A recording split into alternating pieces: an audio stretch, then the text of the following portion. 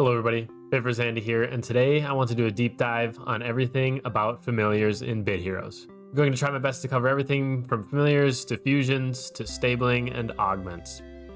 So first off, I'm going to get a little bit elementary here and just go ahead and ask, what is a familiar?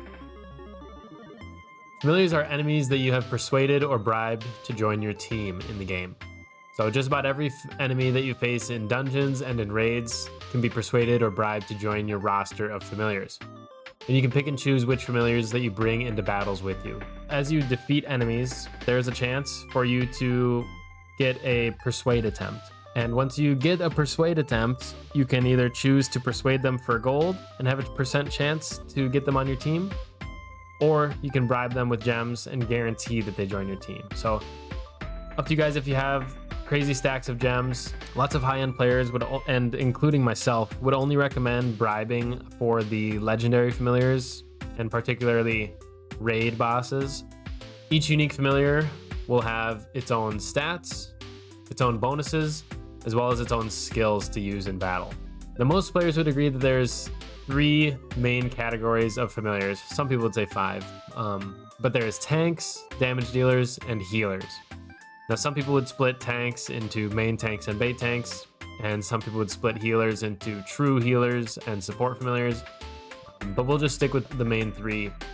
As a new player, you should aim to capture familiars that will balance out your team. So let's say as a player, you want to be the damage dealer of your team. You should aim to have familiars covering the other 2 roles. So you would be the damage dealer, you should grab a familiar that can tank, and you should grab a familiar that can heal. You know, you really want a tank to absorb hits, and you need a healer to keep your team alive. As you're playing the game, you will come across schematics to basically turn familiars into fusions. These fused familiars are typically a bit more powerful and inherit the abilities and stats from the original familiars used in the fusion. So here's a quick example. If I wanted to create Remit, I would have to fuse the epic familiar Rexy with the common familiar Emmet with a little bit of material and gold, and I would get Remit. Now, please note that it will use up these familiars that in the process, so I will no longer have a Rexy and an Emmet. So make sure you guys are ready to dedicate those familiars to the fusion before sending them to Professor Haley's laboratory for some experimental fusing.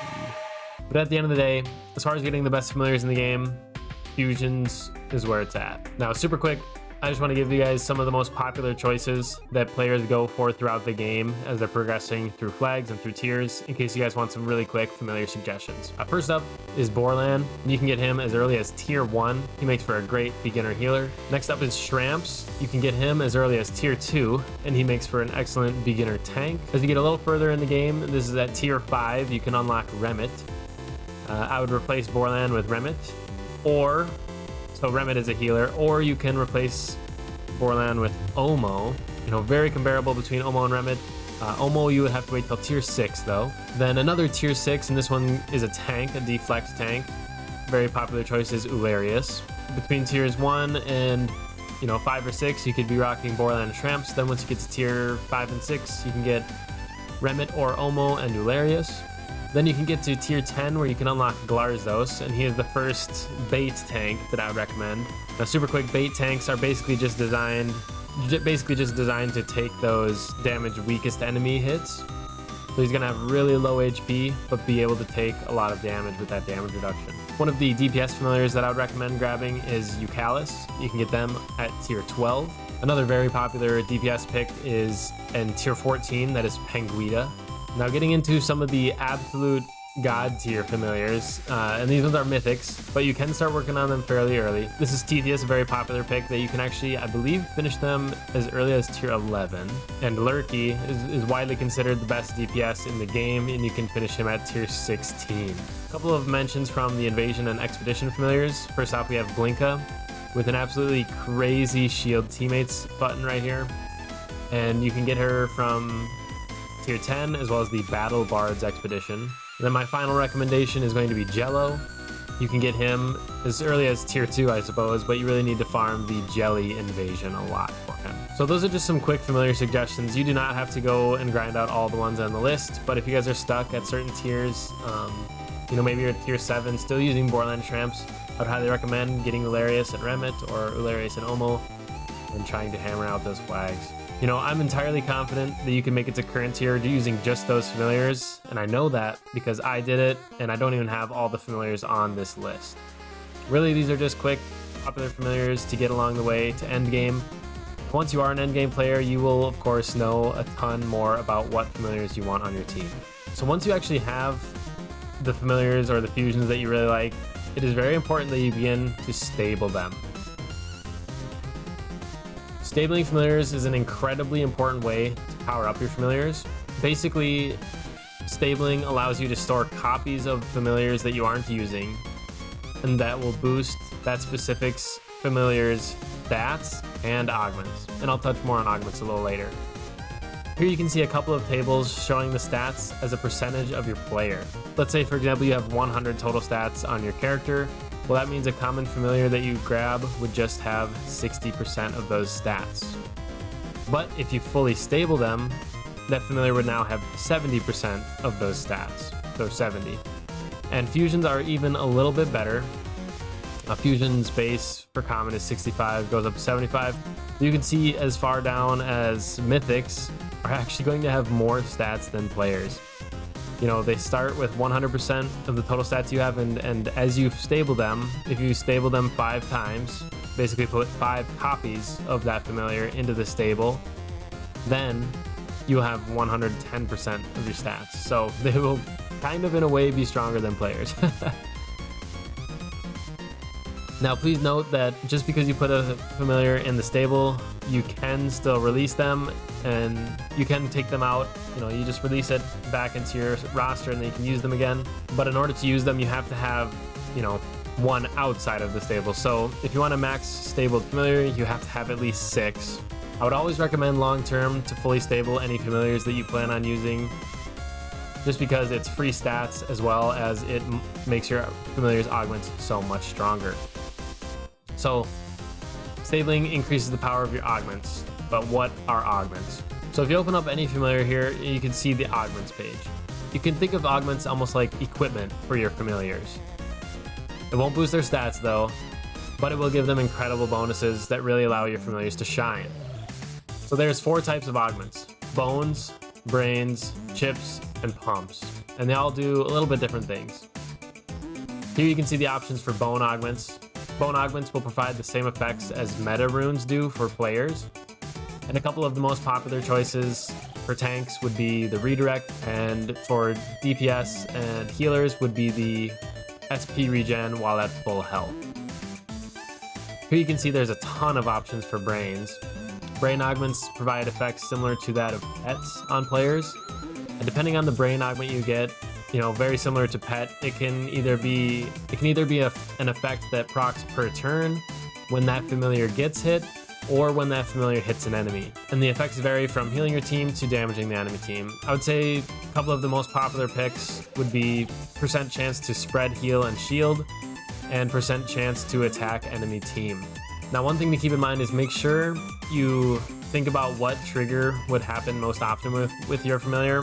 Let's say you're using a tank, someone like Ularius here, and you look at the brain that I'm using here. It's going to trigger when you get hit. When he was getting hit, he would have a chance to proc this. If you look at his stats, he's got really high health, decent damage, and a bit lower on speed.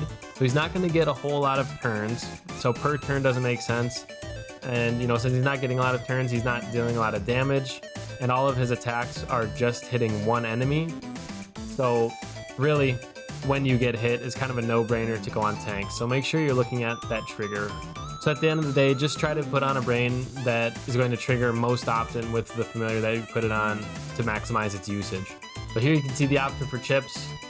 2 of the most popular ones are going to be, you know, for certain tanks, damage reduction while shielded, or healing skills also generate shields for healers, and for damage dealers, something like skills that cost SP deal increased damage.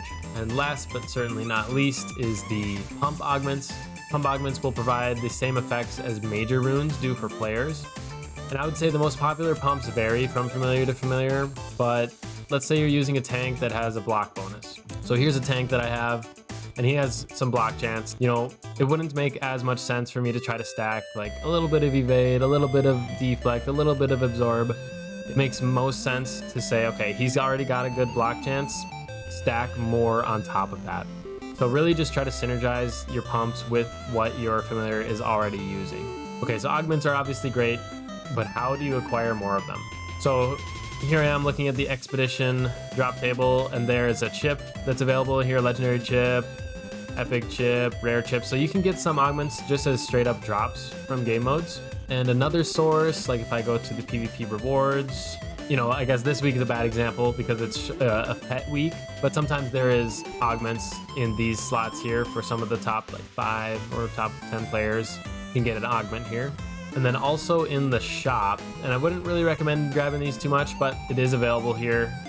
You have a chance, you know, 3.4% chance of getting a legendary brain for 600 gems. Now the best method in my opinion is actually crafting yourself augments. Here if I go to augments, you can see the materials that it costs. It takes these regulators to make pumps and bones. You can craft as many pumps and skeleton linings as you would like. Chips and brains are going to be from the leaderboard rewards and the shop. However, the mythic variants, if you get enough of these pinions, you can actually craft the mythic versions of them. So to get the best of the best in the game, you can actually craft them straight up once you have the materials. So I would highly recommend doing that. Make sure you're saving up your brain stems, chippos, and regulators for the best of the best here at the end of the game. Now getting augments is definitely a slow process. As I was showing you guys some of the familiars that I had, you could tell I did not have all the augments for all of my familiars. It's definitely a bit of a slow process. So the ones that you do get, you can consider re-rolling your augments. Like let's take Captain Asterbeard for example. I want another block chance just like this pump on the pump. So I'm gonna see if I can identify one. Okay, so here I am. Now I got an absorb chance, but I don't like absorb chance for my blocking familiar here. So you can consider re-rolling. Now the first re-roll, and this is on a rare, it's much more expensive to re-roll on legendaries. So be very careful. But every time you re-roll it, oh wow, got block chance. That's actually really convenient for the video. But every time you re-roll it, it's going to become twice as expensive. So be very careful re-rolling over and over. You know, if you're re-rolling legendary, it's up to you and how much resources you have, but I wouldn't re-roll more than once or twice. But that is what re-rolling does. I mean, it just costs a little bit of gold and the materials there for crafting them, and it can, you know, save you the trouble of going in ahead and getting a whole nother pump. Now, really quick there, you saw that it was 2% when I rolled it, and now it's 12% here. And that is because I have this familiar fully stabled. Now, stabling is absolutely incredible. If you have a legendary or mythic fusion, every time you stable it, the augments get multiplied. So if you have a 0 stable, it's 1x. If you have 1 familiar in the stable, it's 2x. You know, 3 in the stable, it's 4x. All the way up to 5 in the stable, you get 6 times the bonus here. So that's why it went from 2% to 12% block chance. Now, one other thing to consider when re-rolling is that, and I'm gonna pull up a chart here. Here's a table showing what percent that the pump augments can roll, and the different bonus types have different amounts, but we'll just focus on the first column here. Imagine we're trying to maximize the evade chance on a legendary pump augment. Let's say you get an evade pump that does 1.6% base, that's before stabling it, and then you get that on a 5 times stabled legendary fusion. It will be 6 times that pump. So you'll get, 1.6 times 6 is 9.6% chance to evade. Versus if you got the best possible roll of 2% base, once you have that slotted on a fully stable familiar, that would go up to 12% evade chance. So between the worst and the best, 9.6 versus 12, it's a 2.4% variance. Now, if that happens on all 3 of your pumps, that adds up to 7.2% difference between the very worst and the very best legendary pumps. And I don't know about you guys, but I would rather have my tank evading 7.2% more often. So it is kind of worth re-rolling if you get a poor roll. And again, depending on what kind of materials you're using, You know, if it's the last of your regulators, maybe don't re-roll, but just know that if you're going for perfect legendary pumps and stuff, that is an option. Now, honestly, in the long term, you will get mythic augments, and those are guaranteed perfect rolls. And one of the things required for them is these gloom steals. And you actually get these gloom steals by melting legendary augments.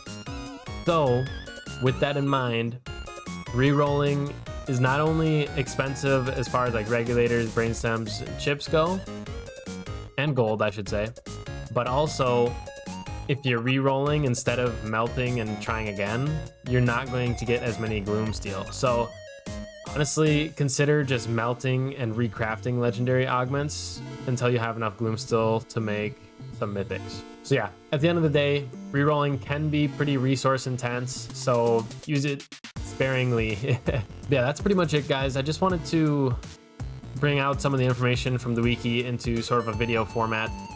So hopefully mastering these mechanics will help you progress through some of the tougher flags, or maybe become a legend in PvP. If you found this video helpful, or helped you just brush up on some of the basics, please give it a like, share it, and subscribe for more amazing Bit Heroes content. I want to take a moment to thank all of my current channel members, as well as my current stream boss, Jason Baker. Thank you so much for supporting on the streams. Thank you everybody again for tuning in, and until next time, take care and good luck with your grind.